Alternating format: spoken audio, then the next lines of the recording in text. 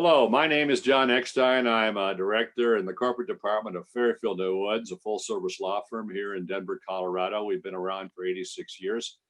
And today we're talking with Ryan Tharp, who's a corporate director as well as I am. Uh, Ryan, just a few things about Ryan. He's a superstar guy. He became a director faster in Fairfield New Woods than anybody in the 25 years I've been there. And he went to CU Law School. He's married with a very young child. And apart from lawyering, occasionally I know he brews beer and he likes to go bow hunting. So with that, we're going to talk a little bit today about Ryan. Of course, I'll let Ryan say whatever he wants to, but I've got a set of questions. And the first one is maybe we could focus on startups, because I know startup companies are something that you work with, Ryan. Is that okay? That's great. Thank you, John. Okay. So Ryan, when someone comes into you, see you, and they've got a business plan put together, but not much else, what do you tell them when they start asking about, well, what should I be? What kind of, should I do this by myself, or should I have a partner, or should I put together some kind of business entity? How do you approach this subject with them?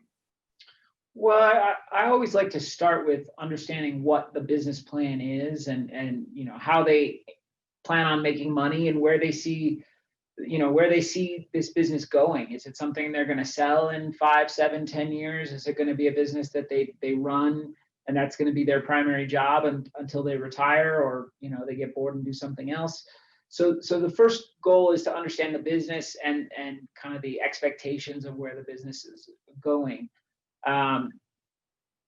In terms of putting them in an entity, that's always advisable, no matter what business they're going into.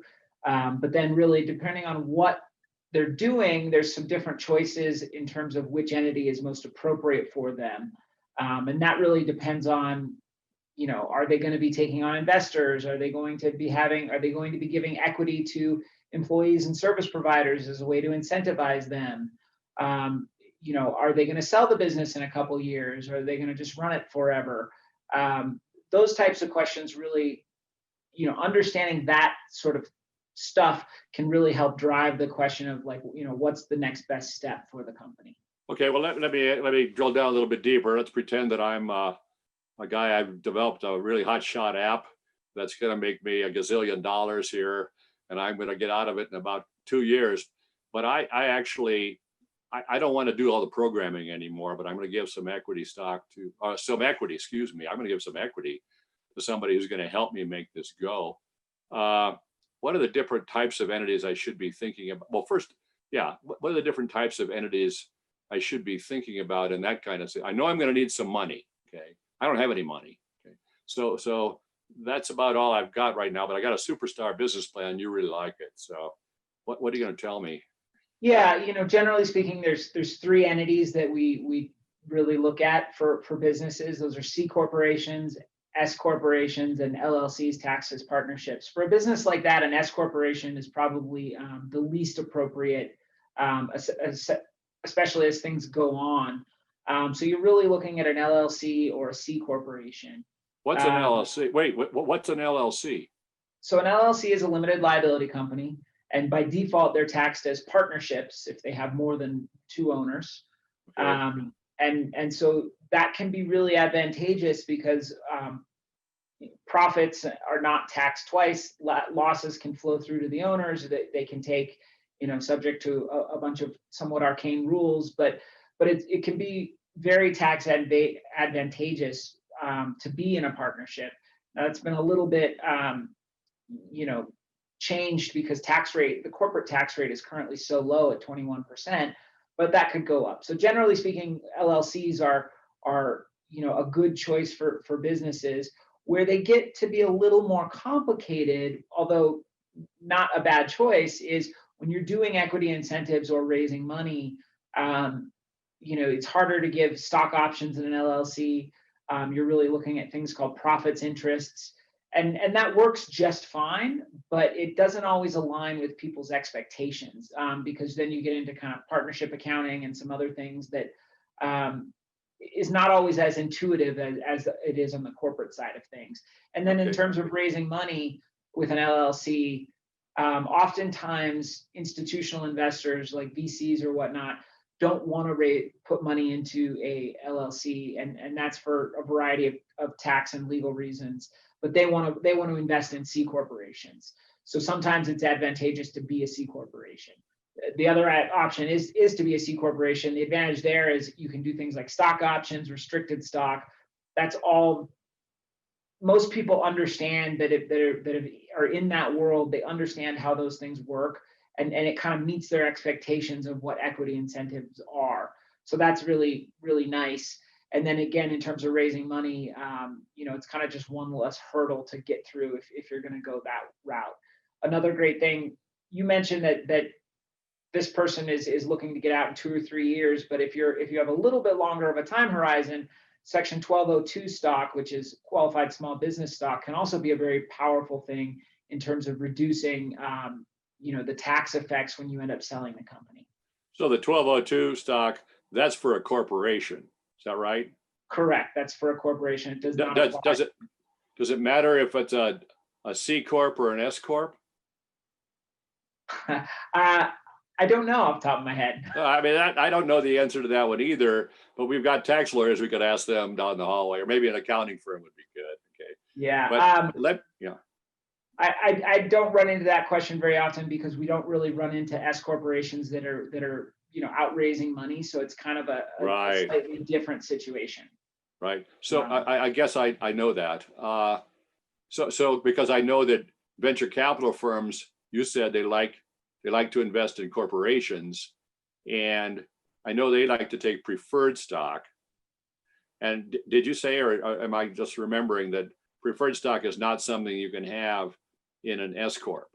So we didn't talk about that, but that is one of the reasons why S corporations are not really appropriate entities for like technology startups. And that's because you have this one class of stock limitation. Okay, there you go. And you're not allowed to have preferred stock in an S corporation. So that really kind of knocks out venture capital investors. Got it. Right off the bat. Okay. Well, I know some VCs, and everybody thinks about VCs because that's where you're going to get enough money there committed to take you all the way if you need to. But I know that a lot of them, I'm here in Colorado. I'm going to have a Colorado corporation, or should I have a Delaware corporation? I'm not sure. Is there a choice there for me? There definitely is a choice. Delaware is the more common choice if you are going to raise kind of institutional money, particularly from out of state, out of Colorado, venture capital investors. It doesn't mean a Colorado corporation won't work. In fact, it can work very well, but for a variety of reasons, Delaware is kind of the standard choice. And when you're out raising money or doing these kinds of transactions, you want to be selling people on your business idea and how much what the investment opportunity is, not necessarily on what the underlying entity is. So if you can just take that off the table and make it easy, got it. Okay. Advantageous to do that, which means it's advantageous to be in Delaware. That makes sense. Well, wait a minute now. Okay, so if I have a corporation, you said it's easier to do employee equity incentives. Let's talk a little bit about that. So stock options are the big one everybody talks about. If I want to give stock options to my developer, what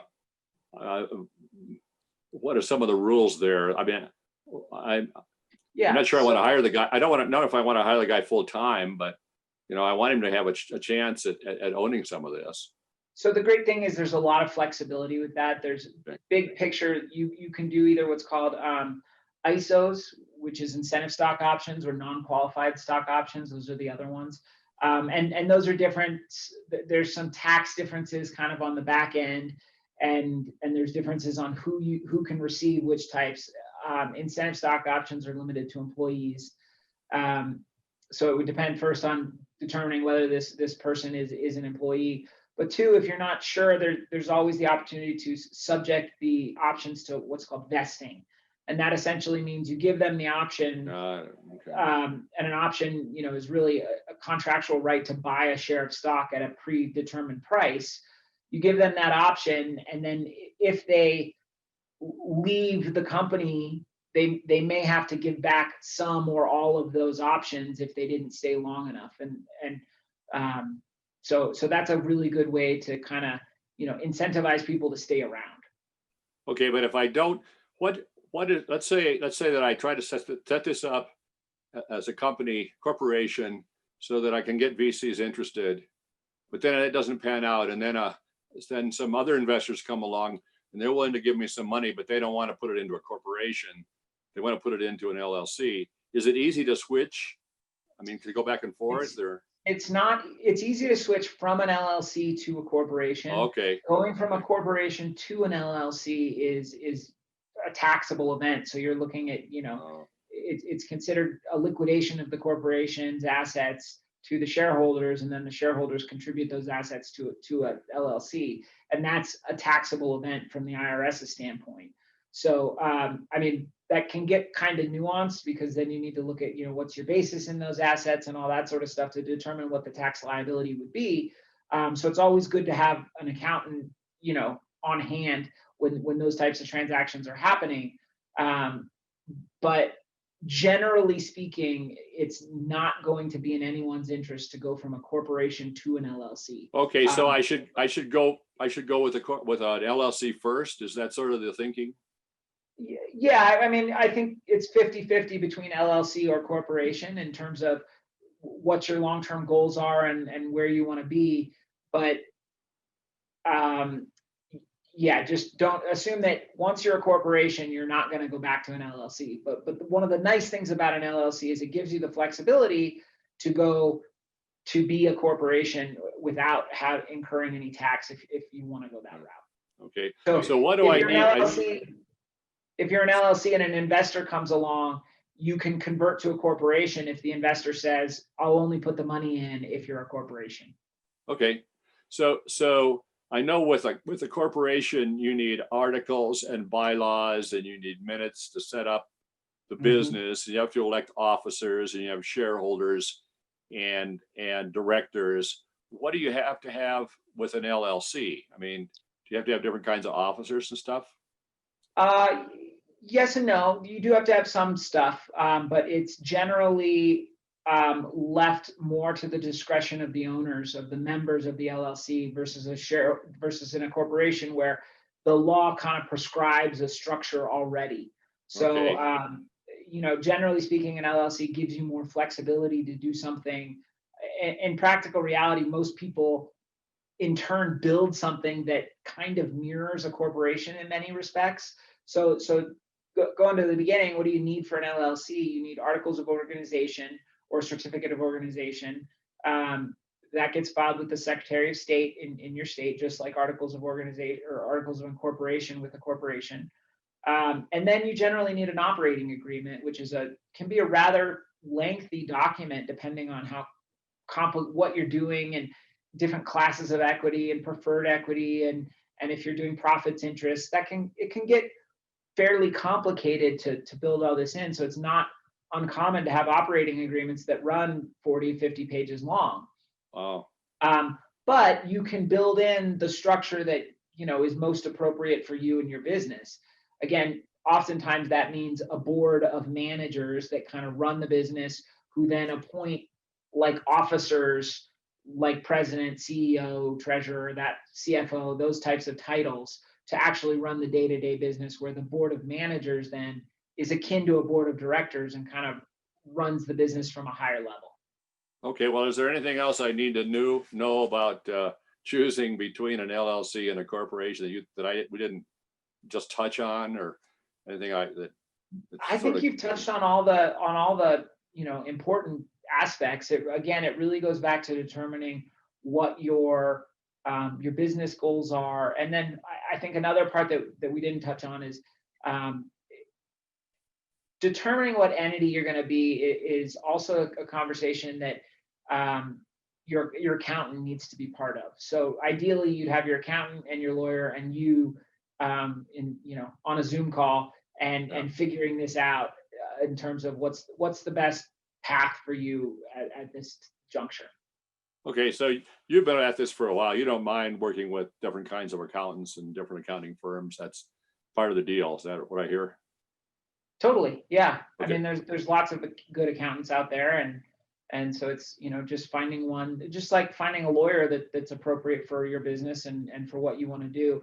I mean, there are different accountants out there. There's some that work with technology firms and some that work with, home builders. So it's important to find one that does the right thing. But yeah, there's lots of good accountants out there. Okay, and then like I assume you can find me an employee. Well, I gotta have a number to go with the IRS for this new business. I've got to do that, and Yeah, I've got to. EIN numbers, that all getting, I mean, that's what we do, is getting companies completely set up so that they're in compliance with everything and they can get off and focus on their business.